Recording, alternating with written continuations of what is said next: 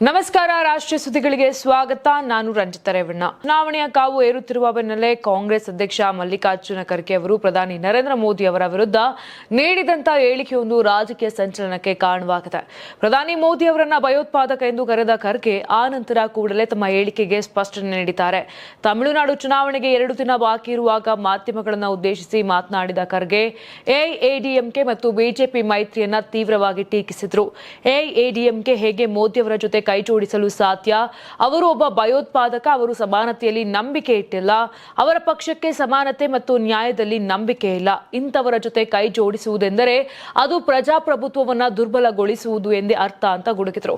ಇನ್ನು ಖರ್ಗೆ ಅವರ ಈ ಹೇಳಿಕೆ ಭಯೋತ್ಪಾದಕ ಎಂಬ ಪದ ಬಳಕೆಯಿಂದ ತೀವ್ರ ವಿವಾದಕ್ಕೆ ಗುರಿಯಾಗುತ್ತಿದ್ದಂತೆ ಎಚ್ಚೆತ್ತಂತ ಖರ್ಗೆ, ನಾನು ಭಯೋತ್ಪಾದಕ ಎಂದರೆ ಅವರು ಎಲ್ಲರನ್ನು ಬೆದರಿಸುತ್ತಾರೆ ಎಂಬ ಅರ್ಥದಲ್ಲಿ ಹೇಳಿದ್ದೇನೆ ಅಂತ ಸ್ಪಷ್ಟನೆ ನೀಡುವ ಮೂಲಕ ವಿವಾದವನ್ನ ತಣ್ಣಗಾಗಿಸಲು ಯತ್ನಿಸಿದ್ರು.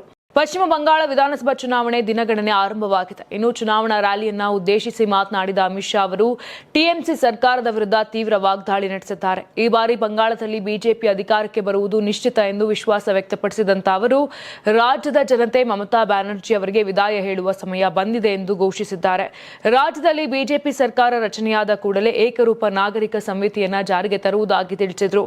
ಈ ಮೂಲಕ ನಿರ್ದಿಷ್ಟ ಸಮುದಾಯದಲ್ಲಿ ಅಸ್ತಿತ್ವದಲ್ಲಿರುವ ಬಹುಪತ್ನಿತ್ವ ಪದ್ಧತಿಯನ್ನ ಕೊನೆಗೊಳಿಸಿ 4 ವಿವಾಹವಾಗುವುದನ್ನು ನಿಷೇಧಿಸುವುದಾಗಿ ಮಹತ್ವದ ಭರವಸೆ ನೀಡಿದ್ದಾರೆ. ಇನ್ನು ಬಂಗಾಳದ ಕುರ್ಸಿಯೋಂಗ್ನಲ್ಲಿ ಮಾತನಾಡಿದ ಅಮಿತ್ ಶಾ, ಡಾರ್ಜಿಲಿಂಗ್ ಭಾಗದ ಗೂರ್ಖಾ ಸಮುದಾಯದ ದೀರ್ಘಕಾಲದ ಸಮಸ್ಯೆಗಳನ್ನು 6 ತಿಂಗಳ ಒಳಗೆ ಬಗೆಹರಿಸುವುದಾಗಿ ಭರವಸೆ ನೀಡಿದರು. ಮಮತಾ ದೀದಿ ಗೂರ್ಖಾ ಇತಿಹಾಸವನ್ನು ಹತ್ತಿಕ್ಕಲು ಪ್ರಯತ್ನಿಸುತ್ತಿದ್ದಾರೆ. ಹಿಂದಿನ ಕಾಂಗ್ರೆಸ್ ಮತ್ತು ಕಮ್ಯುನಿಸ್ಟ್ ಸರ್ಕಾರಗಳು ಈ ಸಮುದಾಯಕ್ಕೆ ಅನ್ಯಾಯ ಎಸಗಿವೆ. ಜುಲೈ 31ರ ಒಳಗಾಗಿ ಗೂರ್ಖಾ ಸಹೋದರರ ಮೇಲಿರುವ ಎಲ್ಲ ಸುಳ್ಳು ಪ್ರಕರಣಗಳನ್ನು ಹಿಂಪಡೆಯಲಾಗುವುದು ಅಂತ ಭರವಸೆ ನೀಡಿದರು. ಸ್ವಾತಂತ್ರ್ಯ ಸಂಸದ ಪಪ್ಪು ಯಾದವ್ ಅವರು ಮಹಿಳೆಯರ ಕುರಿತು ನೀಡಿರುವ ವಿವಾದಾತ್ಮಕ ಹೇಳಿಕೆಯು ರಾಜಕೀಯ ವಲಯದಲ್ಲಿ ತೀವ್ರ ಆಕ್ರೋಶಕ್ಕೆ ಕಾರಣವಾಗಿದೆ.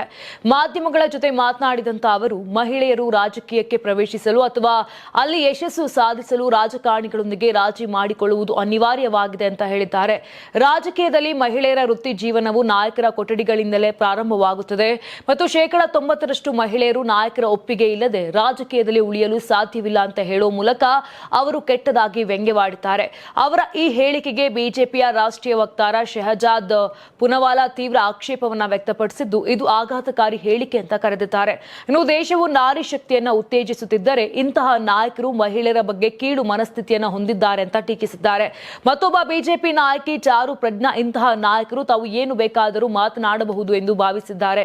ಇವರನ್ನ ಪಕ್ಷದಿಂದ ಮತ್ತು ಸಂಸತ್ತಿನಿಂದ ವಜಾಗೊಳಿಸಬೇಕು ಅಂತ ಆಗ್ರಹಿಸಿದ್ದಾರೆ. ಖ್ಯಾತ ಕನ್ನಡಕ ಬ್ರ್ಯಾಂಡ್ ಲೆನ್ಸ್ಕಾಟ್ ಈಗ ವಿವಾದದ ಸುಳಿಯಲಿದೆ. ಕೆಲಸದ ಸ್ಥಳದಲ್ಲಿ ಉದ್ಯೋಗಿಗಳು ಬೊಟ್ಟು ತಿಲಕವಿಡುವುದಕ್ಕೆ ನಿಷೇಧ ಹೇರಿದೆ.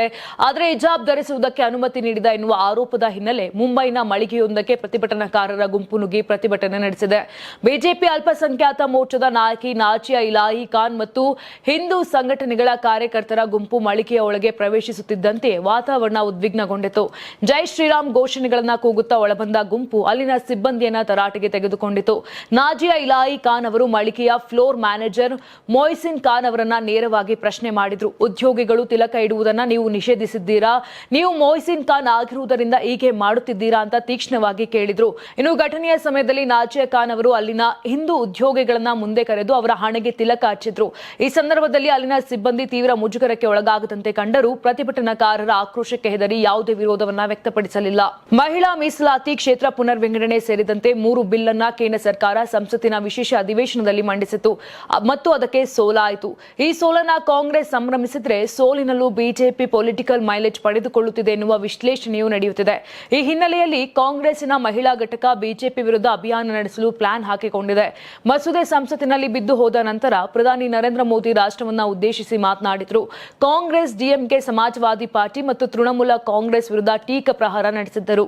ಮಹಿಳೆಯರು ಸಬಲರಾದರೆ ಕಾಂಗ್ರೆಸ್ ಕುಟುಂಬ ರಾಜಕಾರಣಕ್ಕೆ ಸಹಿಸಲಾಗುವುದಿಲ್ಲ ಅಂತ ಮೋದಿ ಹೇಳಿದರು. ಈಗ ಕಾಂಗ್ರೆಸ್ ಮಹಿಳಾ ಘಟಕವು ಇದಕ್ಕೆ ಕೌಂಟರ್ ಕೊಡಲು ಸಜ್ಜಾಗಿದೆ. ಒಡಿಶಾದಲ್ಲಿ ಮತದಾರರ ಪಟ್ಟಿಯಿಂದ ಸುಮಾರು 9.8 ಲಕ್ಷ ಹೆಸರುಗಳನ್ನು ಕೈ ಬಿಡಲಾಗಿರುವುದು ದೊಡ್ಡ ವಿವಾದಕ್ಕೆ ಕಾರಣವಾಗಿದೆ. ಈ ಹಿನ್ನೆಲೆಯಲ್ಲಿ ರಾಜ್ಯ ಮುಖ್ಯ ಚುನಾವಣಾಧಿಕಾರಿಗಳು ಕಟ್ಟುನಿಟ್ಟಿನ ಮರುಪರಿಶೀಲನೆಗೆ ಆದೇಶಿಸಿದ್ದಾರೆ. ವಿಶೇಷ ತೀವ್ರ ಪರಿಷ್ಕರಣೆ ಕಾರ್ಯಕ್ರಮಕ್ಕೂ ಮುನ್ನ ನಡೆದ ಮತದಾರರ ಮ್ಯಾಪಿಂಗ್ ಪ್ರಕ್ರಿಯೆಯಲ್ಲಿ ಈ ಹೆಸರುಗಳನ್ನು ತೆಗೆದುಹಾಕಲಾಗಿತ್ತು. ಆದರೆ ಅರ್ಹ ಮತದಾರರ ಹೆಸರುಗಳನ್ನು ಸಹ ಪಟ್ಟಿಯಿಂದ ಅಕ್ರಮವಾಗಿ ಅಥವಾ ತಪ್ಪಾಗಿ ಕೈ ಬಿಡಲಾಗಿದೆ ಎಂಬ ವ್ಯಾಪಕ ದೂರುಗಳು ಕೇಳಿಬಂದಿವೆ. ಈ ಗಂಭೀರ ಆರೋಪಗಳ ಹಿನ್ನೆಲೆ ಮುಖ್ಯ ಚುನಾವಣಾಧಿಕಾರಿ ಆರ್ ಎಸ್ ಗೋಪಾಲನ್ ಅವರು ಪ್ರತಿಯೊಂದು ಹೆಸರನ್ನ ಕಟ್ಟುನಿಟ್ಟಾಗಿ ಪರಿಶೀಲಿಸಿದ ನಂತರವಷ್ಟೇ ಅಂತಿಮ ಮತದಾರರ ಪಟ್ಟಿಯನ್ನ ಸಿದ್ಧಪಡಿಸುವಂತೆ ಅಧಿಕಾರಿಗಳಿಗೆ ಸೂಚಿಸಿದ್ದಾರೆ. ಇನ್ನು ಮನೆ ಮನೆಗೆ ತೆರಳಿ ಸಮೀಕ್ಷೆ ನಡೆಸುವ ಬೂತ್ ಮಟ್ಟದ ಅಧಿಕಾರಿಗಳು ಸರಿಯಾದ ಪರಿಶೀಲನೆ ನಡೆಸದೆ ಹೆಸರುಗಳನ್ನ ಡಿಲೀಟ್ ಮಾಡಿದ್ದಾರೆಂಬ ಆರೋಪ ಕೇಳಿ ಬಂದಿದೆ. ಆರ್ಮುಜ್ ಜಲಸಂಧಿಯ ಮೂಲಕ ತನ್ನ ಹಡಗುಗಳ ಸುರಕ್ಷತೆ ಮತ್ತು ಅವುಗಳ ಸುರಕ್ಷಿತ ನಿರ್ಗಮನಕ್ಕಾಗಿ ಭಾರತ ಸರ್ಕಾರ ಇರಾನಿನ ಅಧಿಕಾರಿಗಳೊಂದಿಗೆ ಸಂಪರ್ಕದಲ್ಲಿದೆ ಎಂದು ವಿದೇಶಾಂಗ ಸಚಿವಾಲಯ ತಿಳಿಸಿದೆ.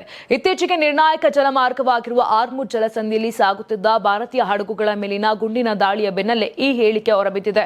ಇನ್ನು ಈ ಕುರಿತು ಮಾತನಾಡಿರುವ ವಿದೇಶಾಂಗ ಸಚಿವಾಲಯದ ವಕ್ತಾರ ರಣಧೀರ್ ಜೈಸ್ವಾಲ್, ಪಶ್ಚಿಮ ಏಷ್ಯಾದ ಪರಿಸ್ಥಿತಿ ಹಿನ್ನೆಲೆ ಈ ಮಾರ್ಗದಲ್ಲಿ ಭಾರತೀಯ ಹಡಗುಗಳ ಸುರಕ್ಷತೆಯನ್ನ ಖಚಿತಪಡಿಸಿಕೊಳ್ಳಲು ನವದೆಹಲಿ ಕ್ರಮ ಕೈಗೊಂಡಿರುವ ಕುರಿತು ಅವರು ತಿಳಿಸಿದರು. ಇನ್ನು ಕಳೆದ 48 ಗಂಟೆಗಳಲ್ಲಿ ಭಾರತದ 2 ಹಡಗುಗಳಾದ ವಿಎಲ್ಸಿಸಿ, ಸಮ್ನಾರ್, ಹೆರಾಲ್ಡ್ ಮತ್ತು ಬಲ್ಕ್ ಕ್ಯಾರಿಯರ್ ಜಗ್ ಅನರ್ವ್ ಆರ್ಮುಜ್ ಜಲಸಂಧಿಯನ್ನ ದಾಟುವಾಗ ಈ ಗುಂಡಿನ ದಾಳಿ ನಡೆದಿದೆ. ನಂತರ ಅವು ಸುರಕ್ಷಿತವಾಗಿ ಪರ್ಷಿಯನ್ ಕೊಲ್ಲಿಗೆ ಹಿಂತಿರುಗಿವೆ. ಯಾವುದೇ ಸಿಬ್ಬಂದಿಗೆ ಗಾಯಗಳಾಗಿರುವ ವರದಿಯಾಗಿಲ್ಲ ಎಂದರು. ಇನ್ನು ಪರ್ಷಿಯನ್ ಗಲ್ಫ್ನಲ್ಲಿ ನಮ್ಮ ಹಲವು ಹಡಗುಗಳಿವೆ. ನಾವು ಇರಾನ್ ಮತ್ತು ಇತರರೊಂದಿಗೆ ಸಂಪರ್ಕದಲ್ಲಿದ್ದೇವೆ. ಆರ್ಮುಜ್ ಜಲಸಂಧಿಯಲ್ಲಿ ನಮ್ಮ ಹಡಗುಗಳು ಸುರಕ್ಷಿತವಾಗಿ ನಿರ್ಗಮನಗೊಳ್ಳುತ್ತಿವೆ ಅಂತ ತಿಳಿಸಿದ್ರು. ಜಮ್ಮು ಮತ್ತು ಕಾಶ್ಮೀರದ ಪಹಲ್ಗಾಮ್ ಸಮೀಪದ ಬೈಸರನ್ ಕಣಿವೆಯಲ್ಲಿ ನಡೆದ ಭಯೋತ್ಪಾದಕ ದಾಳಿಗೆ ಈಗ 1 ವರ್ಷವಾಗಿದೆ. ಆದರೆ ಅದರ ನೆನಪು ಮಾತ್ರ ಇನ್ನೂ ಜನರ ಮನಸ್ಸಿನಲ್ಲಿ ಹಾಗೇ ಇದೆ. ಈ ಕ್ರೂರ ದಾಳಿಯ ಮೊದಲ ವರ್ಷದ ಸಂದರ್ಭದಲ್ಲಿ ಭಾರತೀಯ ಸೇನೆ ಮತ್ತೆ ಒಂದು ಬಾರಿ ಗಡಿ ದಾಟಿ ದಾಳಿ ಮಾಡುವ ಶತ್ರುಗಳಿಗೆ ಕಠಿಣ ಎಚ್ಚರಿಕೆಯನ್ನ ನೀಡಿದೆ. ಮೊದಲ ವರ್ಷಕ್ಕೆ ಭಾರತೀಯ ಸೇನೆ ತನ್ನ ಶತ್ರುಗಳಿಗೆ ಕಠಿಣ ಎಚ್ಚರಿಕೆಯನ್ನ ನೀಡಿದೆ. ಸಾಮಾಜಿಕ ಮಾಧ್ಯಮ ವೇದಿಕೆ ಎಕ್ಸ್ ನಲ್ಲಿ ಆಪರೇಷನ್ ಸಿಂಧೂರನ್ನ ಉಲ್ಲೇಖಿಸಿ ಭಾರತ ಅಂತಹ ದಾಳಿಗಳನ್ನ ಮರೆಯುವುದಿಲ್ಲ ಅಥವಾ ಉತ್ತರಿಸದೆ ಬಿಡೋದಿಲ್ಲ ಅಂತ ಸ್ಪಷ್ಟಪಡಿಸಿದೆ. ಕೆಲವು ಗೆರೆಗಳನ್ನ ಎಂದಿಗೂ ದಾಟಬಾರದು, ಭಾರತ ಇದನ್ನು ಮರೆಯುವುದಿಲ್ಲ ಎಂಬ ಸಂದೇಶದ ಮೂಲಕ ದೇಶದ ಮೇಲೆ, ನಿರಪರಾಧ ಜನರ ಮೇಲೆ ದಾಳಿ ಮಾಡಿದ್ರೆ ಭಾರತ ಮೌನವಾಗಿರುವುದಿಲ್ಲ ಅಂತ ತಕ್ಕ ಉತ್ತರವನ್ನ ಕೊಡುತ್ತೆ ಎಂಬುದನ್ನ ಸ್ಪಷ್ಟಪಡಿಸಿದೆ. ಇನ್ನು ಮಾನವೀಯತೆಯ ಮಿತಿಗಳನ್ನ ಯಾರಾದರೂ ದಾಟಿದಾಗ ನ್ಯಾಯ ಖಂಡಿತವಾಗಿಯೂ ನಡೆಯುತ್ತದೆ, ರಾಷ್ಟ್ರ ಒಗ್ಗಟ್ಟಿನಿಂದ ಪ್ರತಿಕ್ರಿಯಿಸುತ್ತದೆ ಅಂತ ಸೇನೆ ಹೇಳಿದೆ. ಉತ್ತರ ಪ್ರದೇಶದಲ್ಲಿ ಅಪ್ರಾಪ್ತ ಮಗಳು ತನ್ನ ಪ್ರಿಯಕರನೊಂದಿಗೆ ಸಂಬಂಧ ಮುಂದುವರಿಸಿದ್ದಕ್ಕೆ ಕೋಪಗೊಂಡ ತಂದೆಯೇ ಆಕೆಯನ್ನ ಹತ್ಯೆ ಮಾಡಿದ ಭೀಕರ ಘಟನೆ ಬೆಳಕಿಗೆ ಬಂದಿದೆ. ಇನ್ನು ಪೊಲೀಸರ ಪ್ರಕಾರ ಕಳೆದ ವರ್ಷ ಬಾಲಕಿ ತನ್ನ ಪ್ರಿಯಕರನೊಂದಿಗೆ ಓಡಿ ಹೋಗಿದ್ದಳು. ಬಳಿಕ ಮನೆಗೆ ಕರೆತರಲಾಗಿದ್ದರೂ ಪ್ರಿಯಕರನೊಂದಿಗೆ ಸಂಪರ್ಕ ಮುಂದುವರಿಸಿದ್ದಳು. ಇದರಿಂದ ಕೋಪಗೊಂಡ ತಂದೆ ವಿಜಯ್ ಕುಮಾರ್ ಚೌಬೆ ಮಗಳನ್ನ ಕೊಲ್ಲಲು ಸಂಚು ರೂಪಿಸಿದ್ದಾನೆ. ಲಕ್ನೋದಲ್ಲಿರುವ ವಿಶ್ವವಿದ್ಯಾಲಯದಲ್ಲಿ ಬಸ್ ಚಾಲಕರಾಗಿದ್ದ ಚೌಬೆ ತನ್ನ ಸ್ನೇಹಿತ ಅಬ್ದುಲ್ ಮನ್ನನ್ ಜೊತೆ ಸೇರಿ ಏಪ್ರಿಲ್ 13ರಂದು ಬಾಲಕಿಯನ್ನ ಹೊರಗೆ ಕರೆದುಕೊಂಡು ಹೋಗಿದ್ದಾನೆ. ಬಾರಾಬಂಕಿಯ ನಿರ್ಜನ ಪ್ರದೇಶದಲ್ಲಿ ನಿದ್ರೆಯಲ್ಲಿದ್ದ ಬಾಲಕಿಯನ್ನ ಉಸಿರುಗಟ್ಟಿಸಿ ಹತ್ಯೆ ಮಾಡಿದ ಆರೋಪ ಕೇಳಿ ಬಂದಿದೆ. ಬಳಿಕ ಗುರುತು ಮರೆಮಾಚಲು ಮುಖದ ಮೇಲೆ ಆಸಿಡ್ ಸುರಿದಿದ್ದಾರೆ. ಶವವನ್ನ ಕಾಲುವೆಗೆ ಎಸೆಯುವ ಯೋಜನೆ ಇದ್ದರೂ ರಸ್ತೆ ಸಂಚಾರ ಹೆಚ್ಚಿದ್ದ ಕಾರಣ ಆರೋಪಿಗಳು ಶವವನ್ನ ಅಲ್ಲೇ ಬಿಟ್ಟು ಪರಾರಿಯಾಗಿದ್ರು. ನಂತರ ಮಗಳು ಕಾಣೆಯಾಗಿದ್ದಾಳೆಂದು ದೂರು ದಾಖಲಿಸಿದ್ದ ತಂದೆಯ ಮೇಲೆಯೇ ಪೊಲೀಸರಿಗೆ ಅನುಮಾನ ಬಂದು ತನಿಖೆ ನಡೆಸಿದಾಗ ಪ್ರಕರಣದ ಸತ್ಯ ಬಹಿರಂಗವಾಗಿದೆ. ಮಾಸ್ ಹೀರೋ ಜೂನಿಯರ್ ಎನ್ಟಿಆರ್ ಹಾಗೂ ಕೆಜಿಎಫ್ ಸಲಾರ್ನಂತಹ ಬ್ಲಾಕ್ ಬಸ್ಟರ್ ಹಿಟ್ ಕೊಟ್ಟ ನಿರ್ದೇಶಕ ಪ್ರಶಾಂತ್ ನೀಲ್ ಕಾಂಬಿನೇಷನ್ ಹೊಸ ಸಿನಿಮಾಕ್ಕೆ ರಿಲೀಸ್ ಡೇಟ್ ಫಿಕ್ಸ್ ಆಗಿದೆ. ಈ ಚಿತ್ರ 2027ರ ಜೂನ್ 11ರಂದು ವಿಶ್ವದಾದ್ಯಂತ ಚಿತ್ರಮಂದಿರಗಳಲ್ಲಿ ಬಿಡುಗಡೆಯಾಗಲಿದೆ. ಹಾಗಾಗಿ ಈ ಸಿನಿಮಾದ ಫಸ್ಟ್ ಗ್ಲಿಂಪ್ಸ್ ಇದೇ ಮೇ 20ರಂದು ರಿಲೀಸ್ ಆಗಲಿದೆ.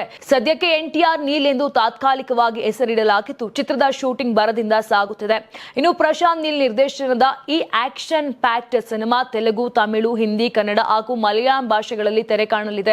ಹೀಗಾಗಿ ಅಭಿಮಾನಿಗಳು ಸಿನಿಮಾಕ್ಕಾಗಿ ಕಾತರದಿಂದ ಕಾಯುತ್ತಿದ್ದಾರೆ. ಪ್ರಶಾಂತ್ ನೀಲ್ ಕಲ್ಪನೆಯಲ್ಲಿ ಜೂನಿಯರ್ ಎನ್ಟಿಆರ್ ಅವರನ್ನ ಒಂದು ವಿಭಿನ್ನ ಪಾತ್ರದಲ್ಲಿ ನೋಡಲು ಫ್ಯಾನ್ಸ್ ಕಾಯುತ್ತಿದ್ದಾರೆ. ಪ್ರತಿಯೊಬ್ಬ ಪ್ರೇಕ್ಷಕನಿಗೂ ಈ ಚಿತ್ರದ ಮೇಲೆ ದೊಡ್ಡ ಮಟ್ಟದ ನಿರೀಕ್ಷೆ ಇದೆ. ನೋಡಿದ್ರಲ್ಲ, ಇದಿಷ್ಟು ಆಗಿತ್ತು ಇಂದಿನ ದೇಶದ ಪ್ರಮುಖ ಸುದ್ದಿಗಳು. ನಾಳೆ ಮತ್ತೆ ಇದೇ ರೀತಿಯಾಗಿ ರಾಷ್ಟ್ರೀಯ ಸುದ್ದಿಗಳಲ್ಲಿ ಭೇಟಿಯಾಗೋಣ. ಅಲ್ಲಿವರೆಗೂ ನೋಡ್ತಾ ಇರಿ ಕರ್ನಾಟಕ ಟಿವಿ, ಇದು ಕನ್ನಡಿಗರ ಧ್ವನಿ. ನೀವು ಸಣ್ಣ ಆಗ್ಬೇಕಲ್ವಾ? ಅದು ಒಂದು ಉತ್ತಮ ಆಹಾರದಿಂದ ಸಣ್ಣ ಆಗ್ಬೇಕಲ್ವಾ? ಪ್ರತಿದಿನ ನಮ್ಮ ಜೀನಿ ಸ್ಲಿಮ್ ನ ಯೂಸ್ ಮಾಡಿ ಯಾವುದೇ ಸೈಡ್ ಎಫೆಕ್ಟ್ ಇಲ್ದಂಗೆ ನೀವು ಸಣ್ಣ ಆಗ್ತೀರಾ.